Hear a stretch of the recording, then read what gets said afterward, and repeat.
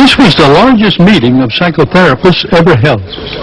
7,000 therapists attended and listened to a faculty composed of the major teachers of therapy of the world.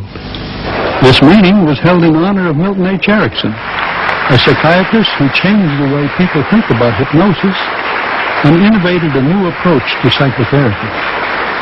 He was considered the dean of medical hypnosis when he died in 1980, and he had achieved worldwide fame. 50 institutes around the world have been established in his name, and over 100 books have been written about his work. His achievements came in spite of, or as he said, because of, personal handicaps which would have incapacitated most people. And did you know to go into a trance that you're not deep? But you can't you? You with your eyes wide open. And I wonder if you would like to look over there. Over there. I wonder what visualization you could achieve as you looked over there. Hypnosis is one of the mysteries of life. It's been investigated and researched over the centuries, and it was always the subject of controversy. It's like electricity. People know how to use it without exactly knowing what it is. Milton Erickson added a new dimension to this mystery. Before him, it was assumed one had to follow special rituals to hypnotize someone. Among the main ways of inducing trance, there were two major approaches. One was a ritual induction, where the subject looked at a point or concentrated on a circle or a swinging watch. Trance was said to come from that fixation and tiredness of the eyes. The second ritual was one where a person was told to relax all over his body. Trance was considered a state like sleep. Erickson contributed the view that hypnosis is a result of a special communication between hypnotist and subject. Therefore, trance can be induced in many ways. He would hypnotize someone while walking up and down. Therefore, eye fixation or relaxation wasn't necessary. Or while giving a lecture, he would hypnotize someone in the audience. He also hypnotized people outside their awareness. His investigations made hypnosis more a subject of scientific study, but also made it more of a mystery. It seemed compellingly important for me to visit Milton Erickson.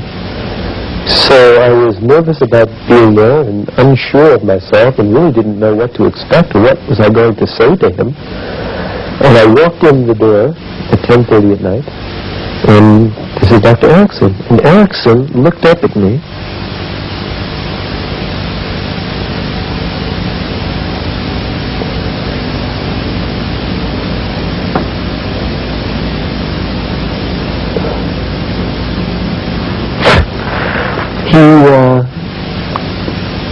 Didn't say hello.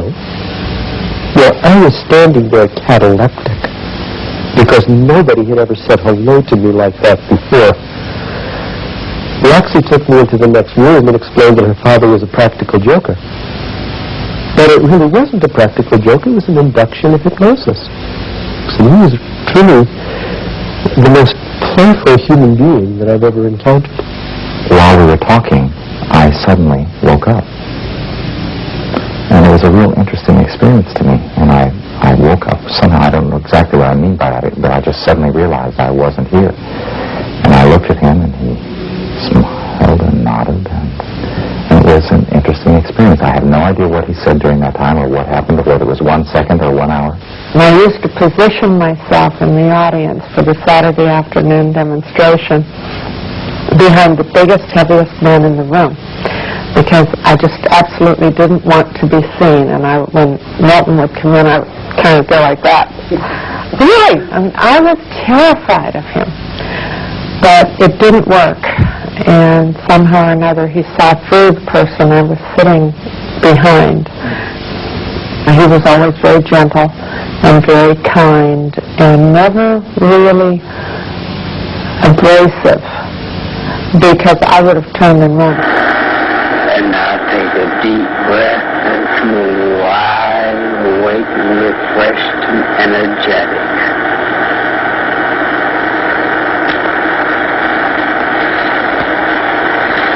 Edward, what is your name? Pat. Mr. Pat. Do you always keep your hand up in the air like that? No, hands like that. How far are you keeping you up there now? Well, you don't know? This is an example of the subtle use of communication by Erickson. He would awaken subjects and they would still be in a trance. Apparently he said to awake, but actually he said the subject should feel like she was awake. She feels awake while still in the trance. I saw Milton as an explicit patient, only a couple of sessions, but I was scared. And to this day, I cannot tell you exactly what he did with me. I can only tell you that a great many things changed within a year and a half after I saw him. It's going to sound a little strange, but I'm not too clear of what we did discuss explicitly. I don't think I was in a trance the whole time.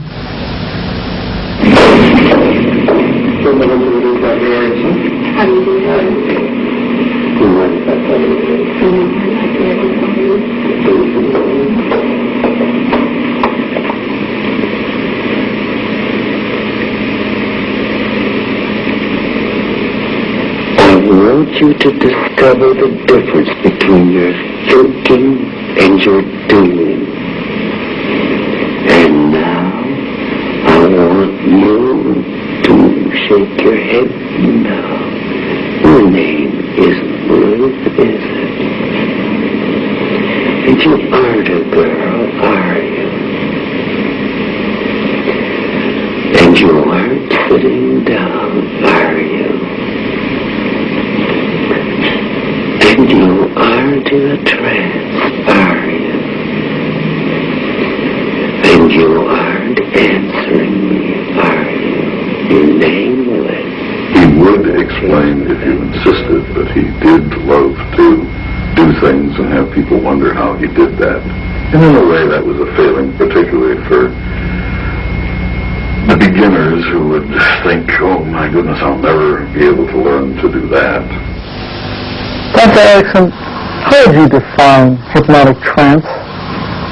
For me, hypnotic trance, you pay attention when things are immediately important. It isn't important to you to know that while you listen to me, that you are wearing a watch, that you are. You can forget about that. You can forget about your tie, the color of your shoes. You can forget about the chair you're sitting in and pay attention to me. Or you can let your mind wander wherever you wish. In trance state, you focus your attention to the important things. And that's why in therapy, you focus the patient's attention where it should be focused and where he can call forth memories that he'd long forgotten. He and I handled one special case in Venezuela. I stopped translating and he communicated with this person who did not speak English. I don't know. I myself stopped and he carried on. So there is communication, non-verbal communication. He called it pantomime, you know. Erickson always stressed the importance of anthropology in therapy. He told me that the ritual trances which I was studying in Brazil and hypnotic trances were, in his words, the same psychophysiological phenomena with different understandings. Ritual trance, he put it, was a way of channeling disassociation into socially acceptable areas. These women, possessed by sensuous spirits, are permitted to behave in ways unacceptable in Latin American society. Erickson worked with anthropologists Margaret Mead and Gregory Bateson on their material on trance in Bali. Margaret Mead brought back the film of the Balinese trances. She brought them to Michigan to have Betty and me view them. And she had her notes. And the task before Betty and for me was to watch the films and identify who was in a trance and who wasn't in a trance, who was going into a trance and who was coming out. And I don't know how many films Margaret showed us. On the whole, Betty was more active than I was. Those two little girls are dancing. One is awake and the other's in a trance. The tremendous economy of movement that the Balinese show.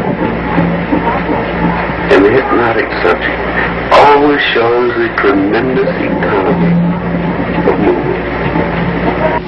By observing natural forms of trance behavior, Erickson learned about unity of movement, trance induction and recovery, trance levels, amnesia, and the pleasure of going into a trance, all of which he applied to clinical hypnosis. While I've been talking to you,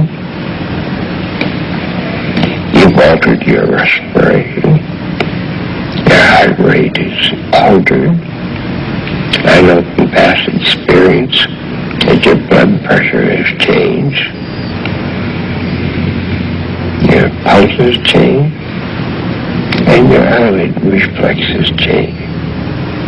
And you really don't need to keep your eyes open, but you can close them now.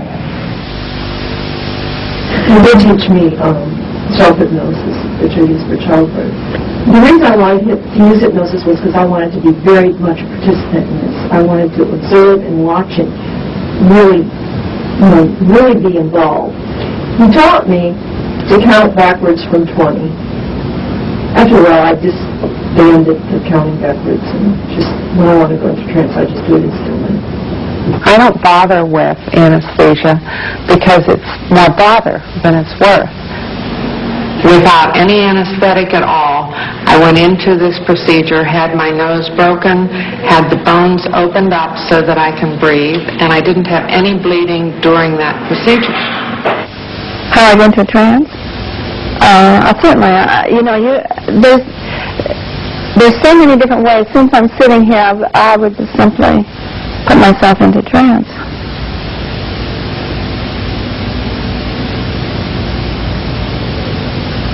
Right after I had surgery, I've lost a lot of blood during surgery, and one of the things that I've been curious about is whether or not one can increase the development of red blood cells through hypnosis. At one point, the physician came in and told me that it was okay to use the hypnosis to disassociate, but one couldn't use hypnosis to make the body heal.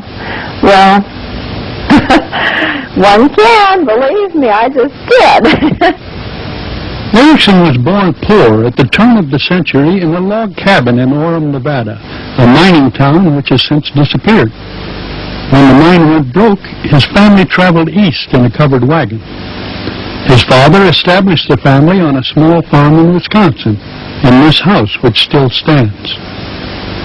He went to this one-room schoolhouse where he discovered the first of his many problems. He had special difficulty learning to read. One of his early life experiences was when he could not tell the difference between an M and a 3. The teacher worked with him individually, day after day, making him draw with his hand a 3 and then the M. Until he said, finally, in a blinding flash of light, it suddenly came to me that an M was like a horse whose head bent down to pasture eating. And a 3 was like when the horse reared up. So this sounds typically like a dyslexic thing, shifting the orientation of letters and numbers. But it's interesting that this became the foundation of his later so-called utilization technique. Many years later, for example, Grandma wanted to learn how to read the Bible before she died. So she came to Milton. He says, well, you know what a fork is like, you know what a pitchfork is. Well, an M is nothing but a pitchfork without the handle. So he taught her in terms of ideas that were already in her own mind. At an early age, Erickson decided to become a doctor, influenced by a kindly physician. However, at the age of 18, Erickson's plans for college seemed impossible when he was struck by polio. He was totally paralyzed, unable to lift a finger. The doctors told him and his mother that he would die before morning. He asked his mother to arrange the mirror on the dresser so he could see out.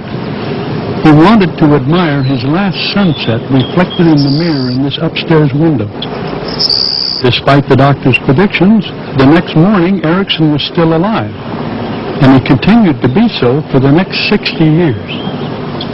Basically, Marcia looked after me and put a towel over my face so I couldn't see. And she could touch me on the hand, ask me, tell her where I was touched. I would have to guess. My left leg, my right leg, my abdomen, my hand, my right hand, my left hand, or even my face.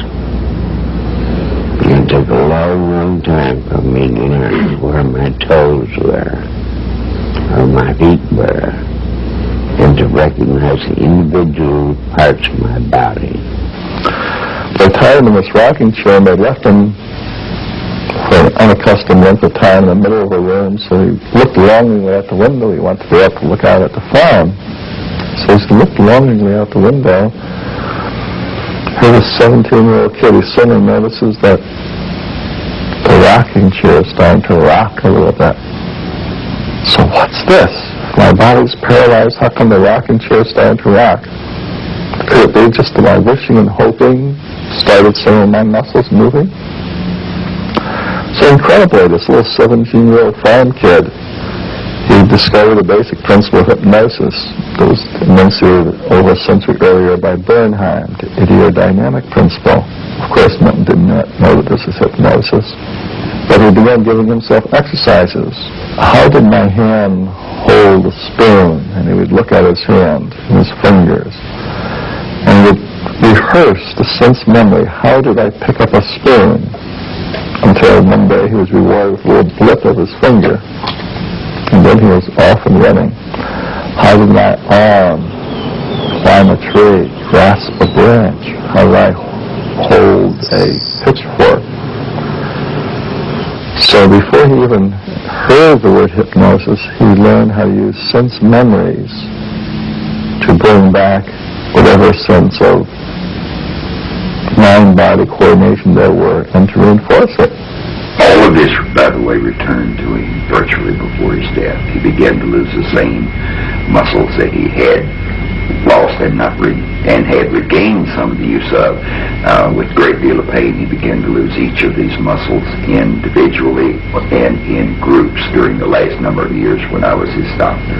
He overcame a tremendous amount of handicap with a tremendous amount of drive, but a lot of people just can't do that. Within a year of his polio attack, Erickson was able to move his upper body and to move his legs with difficulty. Since he was advised to move his arms and shoulders, Erickson took a 1,000-mile canoe trip which would exercise his upper body. He went alone with only a few dollars in his pocket. When he began, he could not walk nor carry his canoe over a dam. By the end of that trip, he could swim a mile and he could walk again. He wanted to strengthen his legs. So, as I heard it, he got out in the fields. And of course, by this time it was, the fall, and so you just had the fallow field with the furrows hardened, and dragged himself across the fields hand over hand. his aim was to stimulate those legs and with all the contact that he could give them. If there's any motivation to get over a handicap, you complete things, no matter what they are. It's almost an obsessional thing. And you're going to do this or die. That willingness to set aside immediate concerns of pain, humiliation, dirt, just the simplest things in order to reach for something that you know you need. It meant everything to me. Erickson's problem was how to finance his way through college and medical school. He managed, despite his polio handicap, to work his way through the University of Wisconsin. He reports that he rode a bicycle around Madison, Wisconsin, the college town, looking for a way to make a living. He ended up starting a boarding house for students, and that paid his own room and board. He was interested in both psychology and criminology, and so he obtained a job testing mental patients and criminals. He became acquainted with the whole range of psychopathology, and he obtained a master's in psychology while completing his medical degree. In 1930, he went to Worcester State Hospital, which at that time was the most prestigious hospital for research and training in psychiatry. At Worcester, he quickly rose from being junior psychiatrist to senior psychiatrist to chief psychiatrist on the research service. By that time, his remarkable skills as a hypnotist were being noticed, and he began publishing the first of his 100 papers. In 1933, Dr. Erickson accepted the position as Director of Research and Training at Eloise Hospital and Infirmary in Michigan. He was there for the next 15 years. He was a genius. He really was. That he was a maverick. I heard about Milton. When I was still in medical school, he was the crazy psychiatrist who used to be on the staff at Wayne State University. And we had a lecture one day, about 2 hours, on nothing except the dangers of hypnosis and how you could get in trouble with it. And they talked about this idiot that used to be on the staff out at Eloise and all the things he claimed he could do, that none of which were true, etc., etc. And there was a discussion with several of my classmates afterwards that said they're going to an awful lot of trouble to explain why you should be afraid of hypnosis. I wonder what it's really about. So that when I saw Milton in the first workshop, I didn't realize until about halfway through one of his presentations that this was the man that I had been warned against. I also felt angry that none of my teachers had even mentioned some of the important things that he was telling us about. It was at Eloise that he did his most intensive research in hypnosis, investigating the limits of its influence. Among his many experiments, he studied how one could induce color blindness. She could not match colors on cards. She couldn't put together red figures and green figures. When she was awake, she was easily able to pass the color blindness test. Erickson also experimented with how to get people to behave immorally or improperly under the influence of hypnosis, and he found he could not. Much of his research was in the laboratory, but he also liked to influence people in natural social settings. We were married in June of '36 after I graduated from college. And he had 3 young children of a previous marriage of which he had custody. We lived on the hospital grounds. It was a city in itself. It had these tremendous ward buildings. It had a department which had evolved from the county poor farm. We lived in a building where they had closed wards, but they had screened porches where the patients could come out. And he did not want us to interact with those patients. This was a building with female patients, and their vocabulary was very diverse and wonderfully earthy. they were wonderful because a lot of them were on our same psychosocial development level, and which I think Daddy used when he had patients in the house. Because there were so many of us, there was always somebody on the appropriate level. But those patients were good friends. And we'd go bicycling or take walks or something. That used me even in those days occasionally when he would want to have a demonstration subject for a teaching session or something. And suppose you demonstrate to the people here what it is to go into auto-hypnosis. You can talk freely, talk rapidly. Don't take over 2 minutes. 2 minutes? That's right. I won't be able to tell very much. Don't talk fast. Well, to go into an auto-hypnotic trance, you don't deliberately try to do anything. You just put yourself into a rather passive state, and what I like to do is to keep my eyes open and fixate my gaze on some rather bright point of light, although many people like to shut their eyes. And you don't exactly look at it, you just allow it to occupy the center of your attention and just wait. After working at Eloise Hospital for 14 years, Dr. Erickson was advised to go to a climate which was more beneficial for his allergies. He decided to move to Arizona. He worked briefly in the state hospital and then went into private practice. He began to be recognized worldwide, and his major treatment and training procedures began. He founded the American Society of Clinical Hypnosis, and he was the founding editor of its influential journal. It's a little brick house near downtown Phoenix with 3 bedrooms, and we raised 6 or 8 kids in there for people flying in from New York and Mexico and all over the world. I remember his wife Betty saying to me once that a guy said to her, I never dressed a doll before. Because Christy or Roxy had asked him to dress a doll. I remember one woman in particular. She was sort of like a symbolic visiting aunt. My father would assign her to take me to Enchantal Park, and I would go fishing. She bought me my first fishing pole. I later learned, of course, that it had tremendous therapeutic importance for her.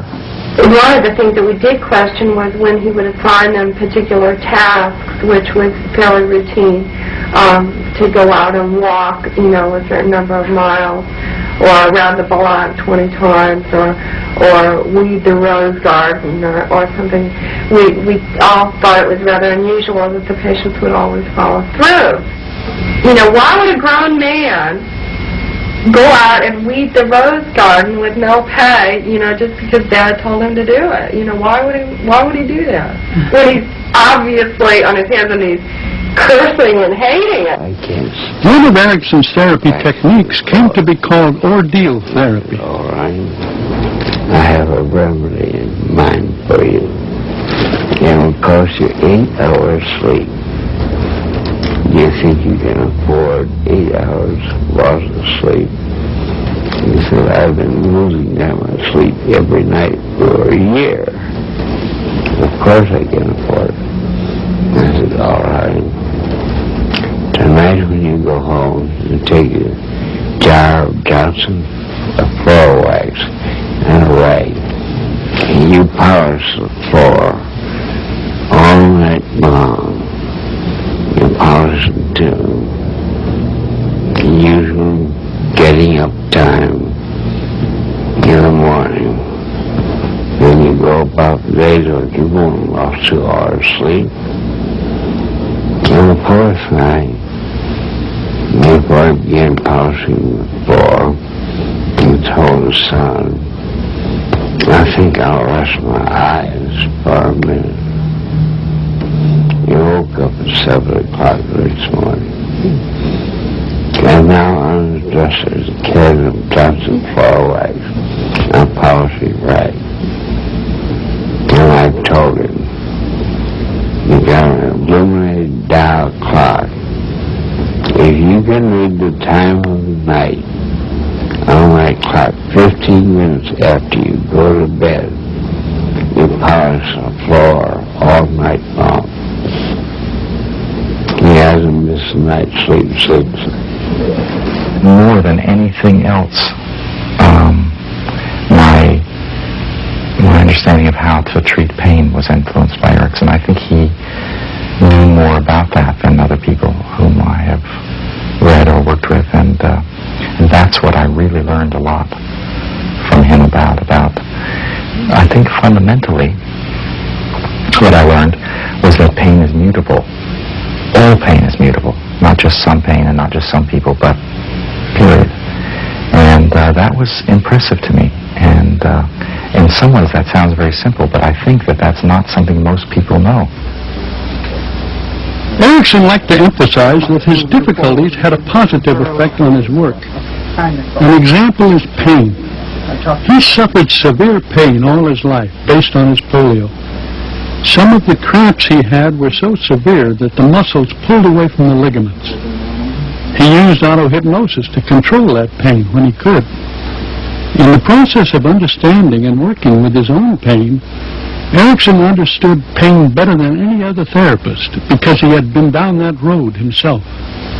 She was in a car in Santa Barbara with a young man, and he drove over a 150-foot embankment, and Nicole was thrown out of the car, and her back was broken. She does have a lot of pain at night, and even in her sleep she cries out. She probably doesn't remember in the morning.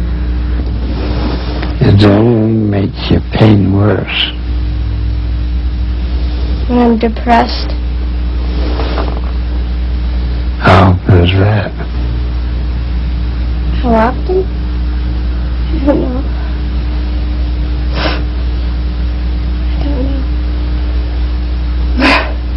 What are you depressed about?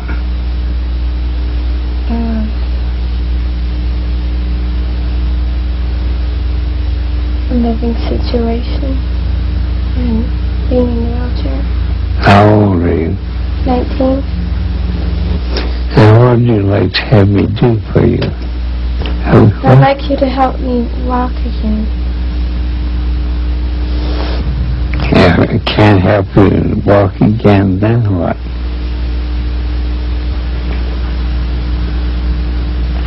Help my pain. And you keep sleeping deeper and deeper until you know what it is you want to forget.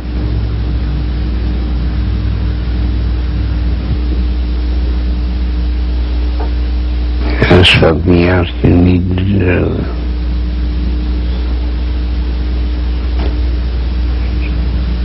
To know why you never completed that work of the fancy work of a mouse. You're not using the muscle you have.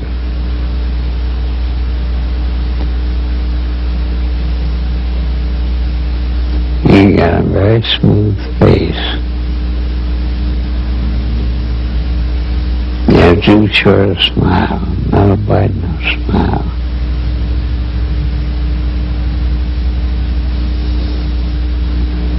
You don't use your muscles around your eyes enough.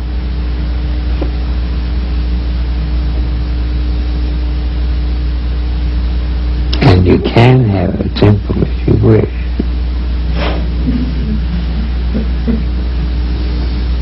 Well, that's a dimple is awfully under exercise. Yeah, like I never really did anything for myself then. I never did anything that made me happy. It wasn't even around people I liked. You know, I mean, now I have friends that I really like to be around. And I'm doing things that I like to do, and I'm enjoying them. And then I just didn't have anything going for myself at all. And it's amazing. I know you are suffering constant pain, constant, stabbing, pulsating pain. I can see it with my eyes. And tell me, madam, if you saw a lean, hungry tiger next to you, only walking into the room, and eyeing you hungrily and licking its chops, how much pain would you feel?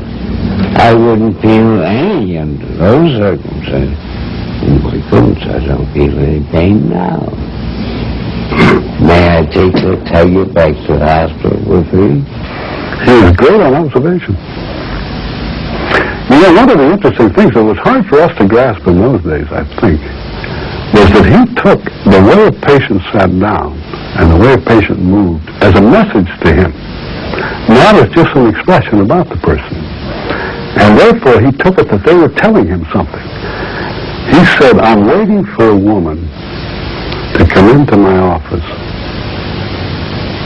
who has had a very important premarital affair, or is having a very important extramarital affair, who doesn't tell me that by the way she sits down in the chair.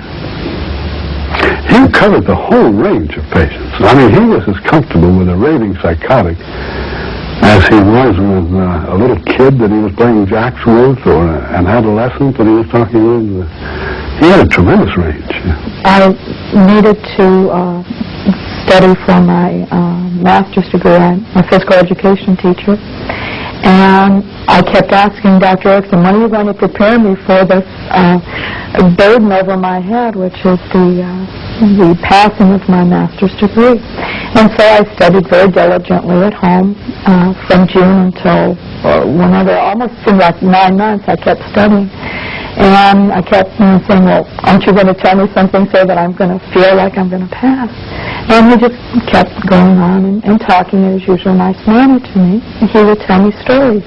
I would just simply relax in front of him, and I didn't know it was, hypnosis back then. Just that, well, I'm listening to Dr. E, I'm listening to my father-in-law.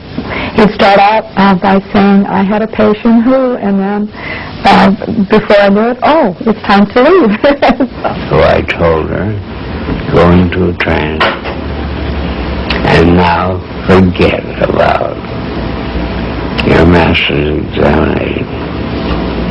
Now someday in the future, you'll wander into a certain room at Arizona State University, and you'll see some mimeographed questions and some blue books. You won't pay any attention to anybody else in the room. You'll wander over and pick up a mimeographed sheet of questions, a blue book, and find a comfortable seat, pay no attention to anybody else, and have a nice time daydreaming about your vacation trip. But now and then you can notice your hand is in writing, because you're not really interested in that. I kept writing and writing. In fact, I was so shocked for the 4 hours. I never took a break. And I raised my hand and said, may I have some more paper? And so for somebody who never wrote anything, I would call that profuse writing. And so actually I had been prepared, but didn't know that I had been prepared. She came home that day from university, not remembering that she had been there. Now 2 weeks later, he was checking over mail. She told her husband, Robert, there's something awfully wrong here. A letter from the registrar saying I passed my master's examination, and I haven't taken it yet. The therapy session that Milton did with Mondi on the videotape was as typical of him in his later years as anything that he did. Well, this time, I'd like to have you take your time about going into a trance. I don't want you to go into a trance too soon. And you know how easy it is for you. Not quite that fast, Mondi. You hear my voice. And now come to your mind some very nice, happy experience out of your childhood. I'd like to have you describe it.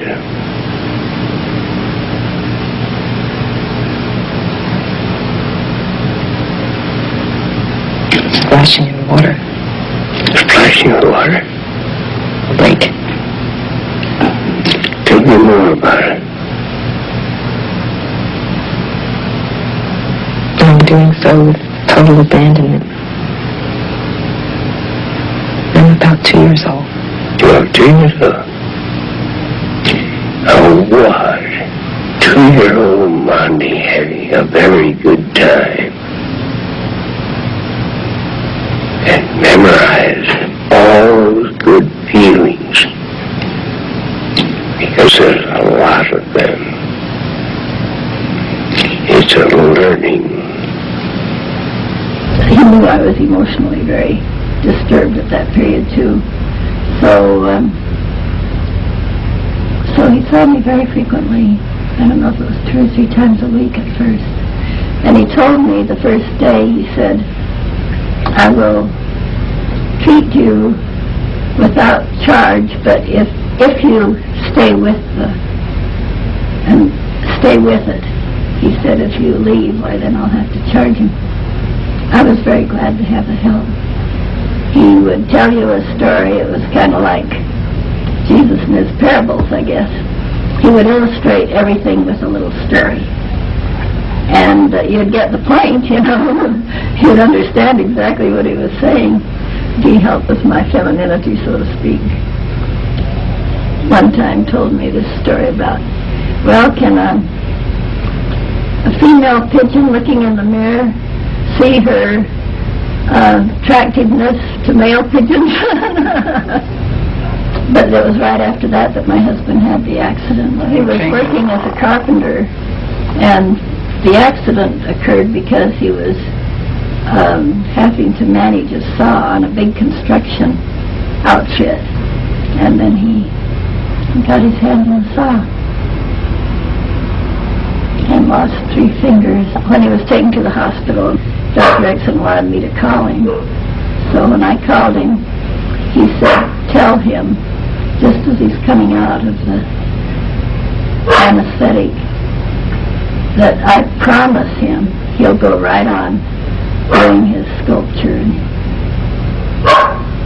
and his painting. That was what I told him then, just as he was coming out. He began to sob, and he said, no more painting, no more sculpture. And I said, Dr. Exon promises you he'll keep right on. And then he went back to sleep. He got in jobs with other doctors that he could do some work for them and things while he was still just on compensation. He came out to see him, visited him as a friend. So I told him I wanted a divorce, and he got a gun and he was going to kill us both, he said. And so I calmed him down, and he said, let's go talk to somebody. And he says, okay. And I said, let's go talk to Dr. Erickson. So he agreed, and I called, and they said we could come in. It was like at night. We didn't have office hours then, but it was like late at night. In fact, I think Dr. Erickson took people at different times out, because he lived in his home. Sometimes he would call him at odd hours, and I think he took people like maybe at midnight if they needed it or something. Anyway, he came, and he was in the office. He went in the office, and first he talked to my ex-husband in the office for a while, and then he called me, and he said, Margie, he's no good, get rid of him. That was the first time he Dr. Erickson and my ex-husband had met each other, yeah. And he said, you know, he's going to kill you. He's no good. He's never going to be any good. And he's not. And my ex-husband, and I said, yeah, you know, I agreed. I knew, but at the time I just couldn't. I said no. But I will, but later, you know. And I did about a month or two later. I did finally tell him to make him move out. It's been about 25 years now since the last time since I was married to him. And the last time he called me, about 6 months ago, he said he had been out of the country for a year. He'd been in Greece. And we discussed what happened, and something about he had charged up and written checks and everything to the tune of about $500,000, and he had to leave the country. So, obviously, Dr. Erickson knew what he was talking about. He tried to detach me from both of them. Now, he kind of soft-pedaled my mother at first. You got to understand that my mother encouraged me to work with Erickson. She knew that if I ever became involved with Erickson, that it would mean the end of our relationship. I'm sure she knew it. It's one of the most selfless things that I know. On numerous occasions, she tried to get me to move into the apartment with her until my legs would heal. Stop working, stop everything. Well, see, you're dealing with a situation there where you can't fault her intent. I mean, she was doing all that she knew. It just happens that what she knew to do would have destroyed me. That he had a conversation the previous night with my father, and he had, quote, never heard a father express such contempt for his son in his entire career, unquote. I don't know if that's true. I mean, I don't know what that means. I know that he believed that. And that was good enough for me. And I also have recovered my own appearance to my satisfaction. And I hope that that's okay with Erickson. I mean, I kind of feel like he's around and he knows. Erickson worked in a very pragmatic American way. He gave examples from farm life and not from the scholarly literature. He took a practical, normal family life approach in a way that was new in the field of psychiatry. When Erickson had space in his new home for seminars, he taught many hundreds of young professionals. His training sessions were unusual. They were like lessons in life or individual therapy in a group setting. And there were lots of people there and lots of electronic equipment, tape recorders and things like that. He started talking, and I was amazed. First of all, he said something that really took me back. He said there's someone here who was sent off to boarding school when he was 15, even though he'd asked not to be, or something like that, which was a completely accurate detail from my life. It didn't really seem like he said it. It just sort of seemed like it came out. And I looked around, and I wasn't about to say anything because there were all these strangers there. I mean, he must have talked for 4 hours straight. And I couldn't believe I actually sat there and paid attention that long. There was one about anxiety, about a person with anxiety, and that he was talking about a fellow climbing a pole and learning to be feeling secure even though he was elevated. And I was thinking, God, this is like anxiety about succeeding or something. And he's, I wonder if he's talking about me. And that the man learned sitting in a chair, he felt secure whether the chair was 20 feet in the air or the chair was on the floor. He was still perfectly secure. I was so amazed that he was so much more alive than I feared he would be. I really expected to find a man more ravaged by his own problems and illness. And when I met him, he seemed so alive. I spent, I'd say, a good deal of time in his office in a trance, in essence, listening to him. I became very curious during that time about how to be in a trance and how to also stay in the room at the same time. So that was a really interesting part of my learning with him, which is something that has become a very basic part of the way that I do therapy, and also how I teach is in terms of how to try to find a connection between what Erickson called the unconscious and also stay socially responsible. I had been spending the last 15 years with medicine people, participating in rituals and ceremonies and understanding something about the mystery of the mind. And all of a sudden, here was a psychiatrist, traditionally trained, who was saying things like, it's in the telling of the story. It was almost an uncomfortable feeling, having his interest focused upon me, and yet so powerfully healing, kind of, in a way, that his attention was so undivided and so focused, and he seemed to have such a joy at attending to me and to my reactions. The other thing that really blew me away about Erickson was how comfortable he was with his own rudeness, and that gave me a lot of permission. He changed the way that I viewed therapy. He changed the way that I viewed the problems that people encounter in their lives, from one originally based on pathology to one based on learning. He was dressed in his ubiquitous costume. He was in a wheelchair. The first thing he did, there were a group of 7 people sitting around, was with enormous strain lean over the side of his wheelchair and to pick up a stone with enormous effort and making noise, and finally lifting it with his hand, nestled it with both hands together, and then threw it at me. I didn't know whether to leap or to scream, and I caught the rock before it landed where I might have ended up with a high-pitched voice forever. And the stone was air. It was just a piece of foam colored like a stone.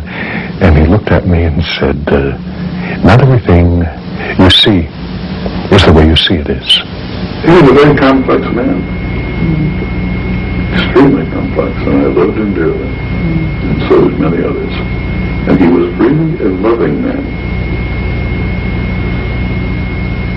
And he loved gardening. My whole life I can remember gathering mulch for him and planting plants and finding plants and planting trees. And when I was very young, my dad was still walking with a cane, and he would come out and he would help out. And he would do a bit of digging, a bit of clipping, and then as time went on, we'd wheel him out in a wheelchair, and he'd show us what he wanted. And then afterwards we would take big grand tours in the wheelchair of what he wanted to see and how this was growing and that was growing, and he enjoyed that. And then as time went on even further, many times he wouldn't feel well enough to even go out in the yard. And so we would maybe bring him a clipping, or we would count how many flowers there were, and we would tell him. And the thing that I admired the most is he seemed to get as much pleasure out of me bringing in a leaf as he got out of standing with his cane and digging. And I don't think it was just something that happened. I think he taught himself that life changes, but you can still enjoy it. No, you don't want to come out of trance. You don't want a charming movie to end. You don't want a flower to win. But you do like reality. And all you do is wonder how charming you will be at 40, 50, and 60.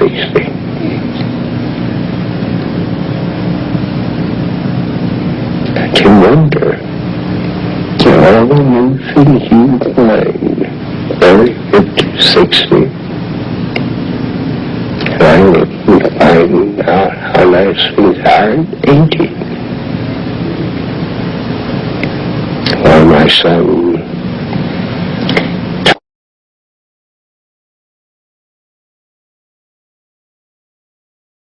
grandparents they taught me. And of course they had good old times in the past. Their really good times are yet ahead of them. After my father's death, we scattered his ashes up there on the mountain.